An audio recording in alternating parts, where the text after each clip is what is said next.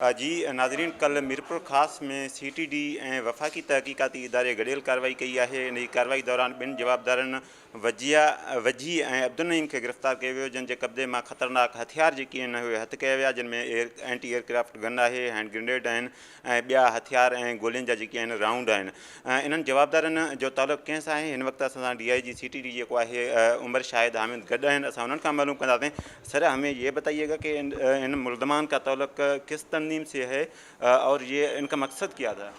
देखिए, ये जो मुल्ज़मान हैं ये माजी में जो कि पहले MQM अल्ताफ़ ग्रुप होता था उसके पुराने कारकुनान हैं मीरपुर ख़ास में, और इन्होंने जो अभी तक इंकशाफात किए हैं उसके मुताबिक इनका ये कहना है कि 1998 और 2002-2003 के दरमियान MQM की जो क़यादत थी, जिसमें अल्ताफ़ हुसैन सबसे उनकी मतलब टॉप लीडरशिप में हैं, उनके अलावा अनीस एडवोकेट और वासे जलील ने एक तरतीब बनाई थी जिसके तहत अंदरून सिंध के MQM के कारकुनान को सिलेक्ट करके इंडिया भेजा जाता था ट्रेनिंग के लिए। और वहाँ ये जो लड़के गिरफ़्तार हुए हैं वो भी उस ट्रेनिंग के लिए गए थे। इंडिया में इन्होंने तकरीबन साल से ज़्यादा वक्त गुजारा, जहाँ उनको असले की भी ट्रेनिंग दी गई। इंडिया की 3-4 शहरों में, दिल्ली में, भूज में, जोधपुर में ये रहे।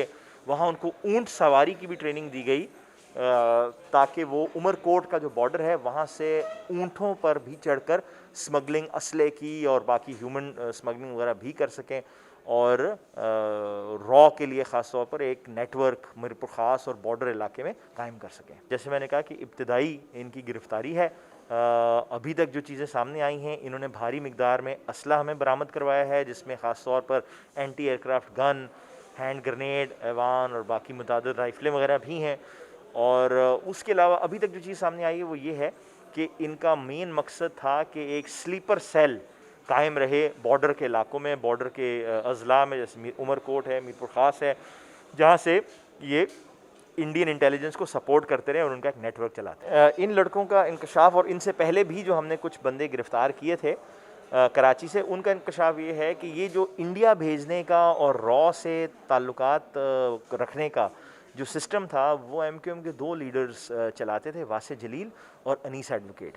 यही सिलेक्शन करते थे लड़कों की, यही कारकुनान को कहते थे कि लड़कों को सामने लाएं, उनके कागजात वगैरह बनवा कर इनको थर्ड कंट्री के ज़रिए, कभी सिंगापुर कभी बैंकॉक के ज़रिए इंडिया भेजा जाता था ट्रेनिंग के लिए। अच्छा, अनीस एडवोकेट के खिलाफ जो तफ्तीश चल रही है उसमें अब तक क्या पेशरफ्त हुई है?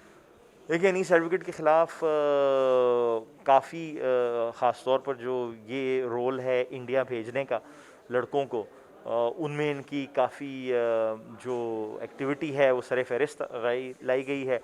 कुछ और हमने जब इनकी मोबाइल की फ़ोरेंसिक की है और इनका जो डेटा ट्रैवल रिकॉर्ड वगैरह निकाले हैं, उससे और भी कुछ सवाल उठे हैं। और अगले 2-3 दिन में इन नई गिरफ़्तारियों की रोशनी में अनीस एडवोकेट को ग़ालिबन फिर तलब किया जाएगा CTD में मज़ीद इंटरोगेशन। जी नाज़रीन, अवां DIG CTD उमर शाहिद हामिद जो ॻाल्हियूं ॿुधियूं आहिनि। संदसि चवण आहे त हीउ हिकु सिस्टम मुतारिफ़ करायो वियो हो त जीअं जेको आहे जेकी बॉर्डर वारा इलाइक़ा आहिनि उते स्लीपर सेल क़ाइमु करे सघिजे।